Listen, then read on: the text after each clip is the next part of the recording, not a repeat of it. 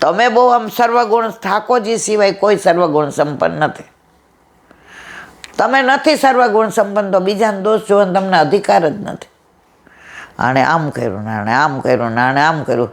તે શું કર્યું બેન? જો તું ગુરુની આજ્ઞા પ્રમાણે નથી કરતી તો ગુરુના દોષ જોવાનો કે વૈષ્ણવના દોષ જોવાનો તમારો અધિકાર આજે નહીં, કાલે નહીં, ક્યારેય નથી, નથી ને નથી જ. હવે બાકીનું કાલે કહેશું, કારણ કે હજી બાકી છે બધું. બોલો વલ્લભાધીશ, વલ્લભાધીશ કી. સુબોધિનીજીનું પાન વલ્લભ કરાવે તો થાય, આને સ્પર્શ કરવો આપણા બસની વાત નથી. અત્યારે આપણે ચાલી રહ્યો છે હસ્તિનાપુરની નગર નારીઓનો સંવાદ. હવે આવે છે યસ્મિન વિદિતે સર્વમિદમ વિદિતમ ભવતી. જેને જાણવાથી બધું જણાઈ જાય એમ. ભગવાનને જાણો એટલે બધું જણાઈ ગયું, બીજી કોઈ પેલી પડવાની જરૂર નથી. ભગવાનને જેને જાણવાથી બધું જણાય છે એમ શ્રુતિ કહે છે એનું મૂળ ભગવાન છે. દરેકનું મૂળ ભગવાન છે. કોણ કણમાં છે સમજીએ છીએ, કોણ કણમાં છે. વ્રજમાં એક જણ મને કહે કે કોણ કણમાં છે, તો હું કામ અહીંયા આવો છો? તો વાત તો તમારી સાચી છે. મેં તો આ બેઠો બેઠો છે ને એ કણ કણમાં ફરે છે, એનું મૂળ અહીંયા છે.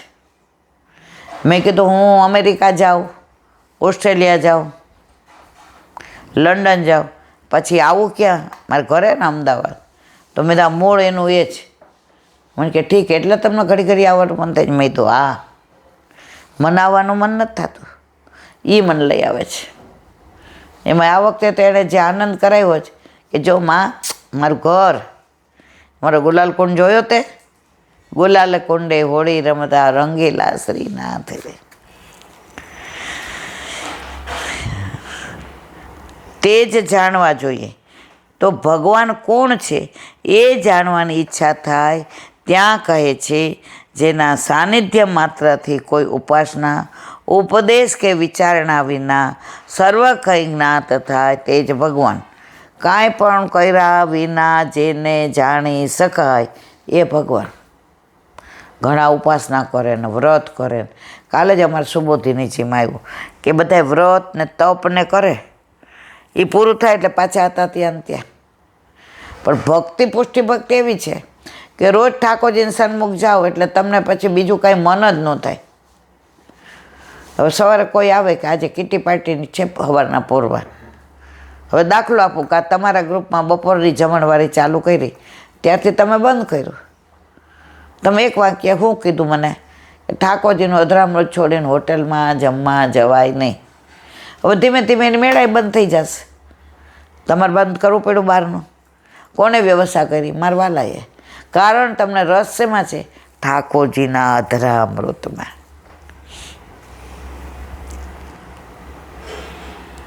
તો ભગવાન કોણ છે જાણવાની ઈચ્છા થાય ત્યાં કહે છે કે જેના સાનિધ્ય માત્રથી કોઈ ઉપાસના, ઉપદેશ કે વિચારણા વિના સર્વ કંઈ જ્ઞાન થાય તે ભગવાન. સાનિધ્ય માત્ર. પ્રભુની પાસે બેસો એટલે તમારી ઉપાસના આવી જાય ને તપે. તમારો ઓલો ભાઈબંધ ગાંડો રાજકોટવાળો મને કે ઇન્દુ, હું તને છે ને એવું ધ્યાન આપું ને, તારે આંખો બંધ કરવાની, સવારના રૂમ બંધ રાખવાનો, તારે કલ્પના કરવાની, સામે જ્યોત છે. મેં તો એક મિનિટ, એક મિનિટ, એક મિનિટ, એક મિનિટ. તું કોને કહેશ ભાઈ? આ કે તને મેં તને કાંઈ કીધું કે તું મને કહે? મને કે આ તને બીપી રહે છે ને એનું કારણ તારું મન શાંત. મેં મારું મન બહુ શાંત છે. બીપી રહે છે એનું કારણ મારી તાસીર એવી છે, મારે કોઈ તકલીફ નથી. મેં કીધું મને કોઈ તારી જેમ દુઃખ નથી. તારા દીકરાનું 35 વર્ષે નથી થતું, તું આમ ગાંડા ગાંડા કાઢસ. મને કોઈ તકલીફ નથી. હું મારા આનંદમાં રહું છું અને મારે કોઈ એવું ધ્યાન નથી. તો હજી મારું માન, તો પહેલેથી જ જિદ્દી છો. કોલેજમાં તું આવી જ. મેં માન નથી માનવું. મારે કોઈ ધ્યાન જ નથી કરવું. તને શું ખબર પડે કે જેનું ધ્યાન ઋષિ મુનિઓ કરે છે ને એ મારા ઘરમાં મારી સામું જોઈને હસે છે. એ બીજા સામું જોઈને હસતો નથી. હું જગાવું ને ત્યારે એ જાગે છે, હું અરોગાવું ને ત્યારે એ અરોગે છે, હું પોઢાડું ને ત્યારે એ પોઢે છે. અને હું કહું લાલા આજે વહેલા, આજે જો આ ભાણેજ બહુ આવવાના હતા બરાબર અમેરિકાથી, હવે એ બિચારા મળવા આવ્યો એટલે આપણે આજે કીધું લાલા આજે વહેલા વહેલા પરવારી જવાનું. તો સેનભોગ તો એને 2 હાથે આરોગ્યો આજે. એ કે માં સાચી વાત છે, પાછી ક્યાંક મારે દર્શન કરી લે તારું મૂડ જતો રહેશે. 15 મિનિટમાં તો સેનભોગના દૂધ આરોગીને નવરા કરી દીધા. એ કે લે હું પોઢાડ દે એટલે ગોપી પાસ જાવ. સાક્ષાત છે મારા વાલા, આ કોઈ મૂર્તિ નથી. અને જ્યારે કોઈ ન હોય ને એકલા હોઈએ તો લાડે કરે. આપણા મંદિર આગળ 2 હાથી રાખ્યા છે, ખબર છે? હાથીને અંબાડીએ ઝૂલે. દિવસમાં 50 વાર પડતા હશે. એટલે હું તૃપ્તિને કહું હાથી બહુ જીગ ઝીલે છે. જ્યારે ટેરો કરે ત્યારે ખેલી જાય, જ્યારે મંદિર બંધ કરું ત્યારે. પણ એ હાથી આટલા વર્ષથી છે પણ આટલી કરજ ગઈ નથી. હાથી કે આપણે તો પ્રભુ પાસે છીએ. આપણને પડવાનું જેટલી વાર પડી એટલી વાર દંડવત, જેટલી વાર પડી એટલી વાર દંડવત. તો હાથી તો જેટલી વાર પડે એટલી વાર રાજી રહે છે. આ ભાવના છે. આ ક્યાંય પુસ્તકમાં ના લખેલું હોય મારા વાલા. માટે શ્રુતિમાં ભગવાનને જ્ઞાતવ્ય જાણવા યોગ્ય કહે છે. એ જ આ સાક્ષાત ભગવાન શ્રી કૃષ્ણ.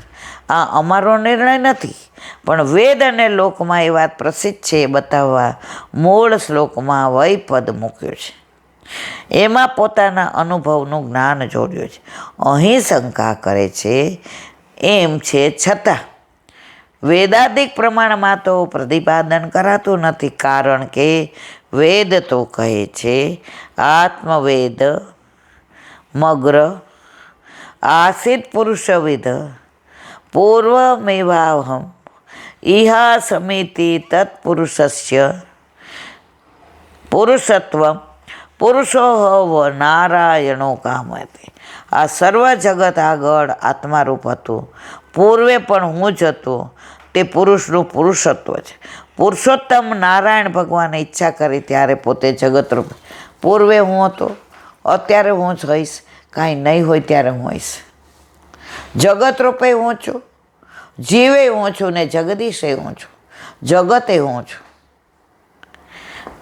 જ્યાં જ્યાં નજર મારી ઠરે યાદી ભરી છે આપણને.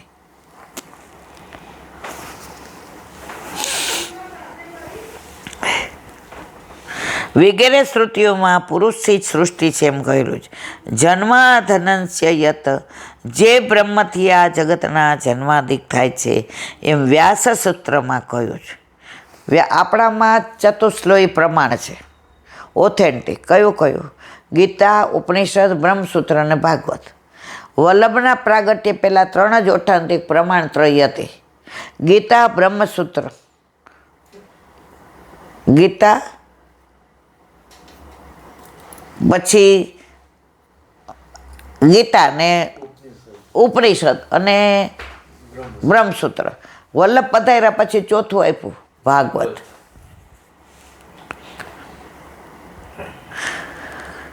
વળી તે જ જગતના કર્તા અને આત્મા છે અને તે જ બ્રહ્મરૂપ છે.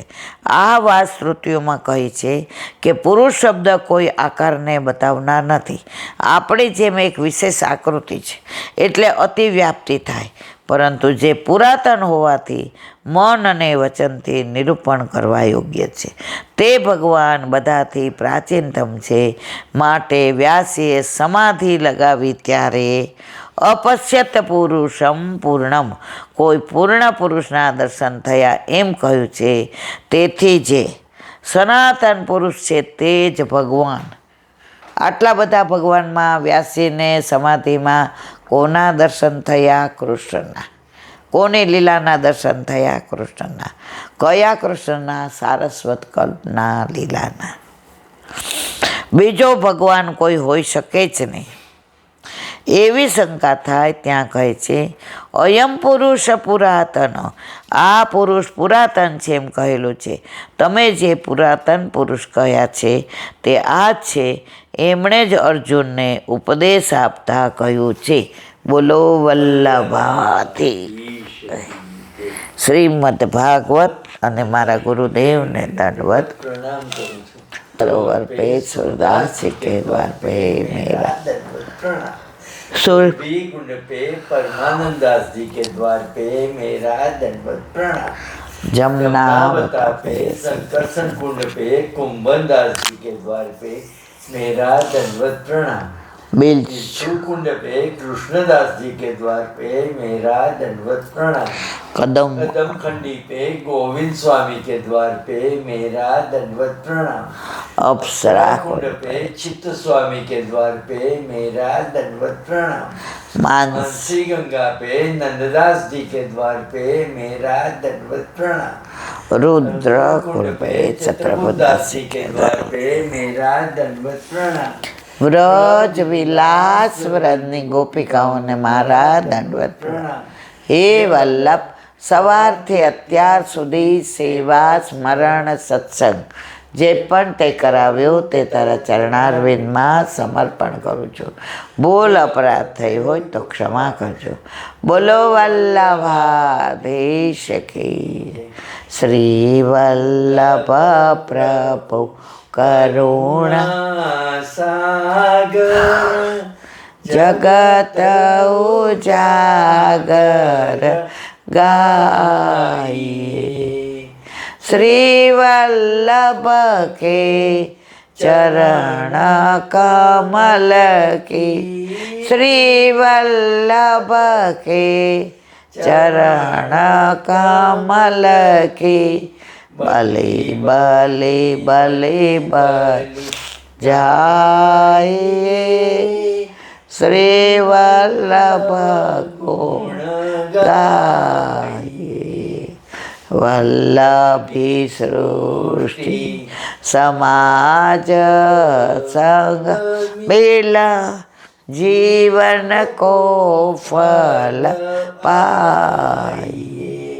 શ્રી વલ્લભ ગુણ ગાઈએ. શ્રી વલ્લભ ગુણ ગાઈએ. યા તે રસિક કહાઈએ. શ્રી વલ્લભ પ્રભુ કરુણા સાગર જગત ઉજાગર જગત ઉજાગર જગત ઉજાગર.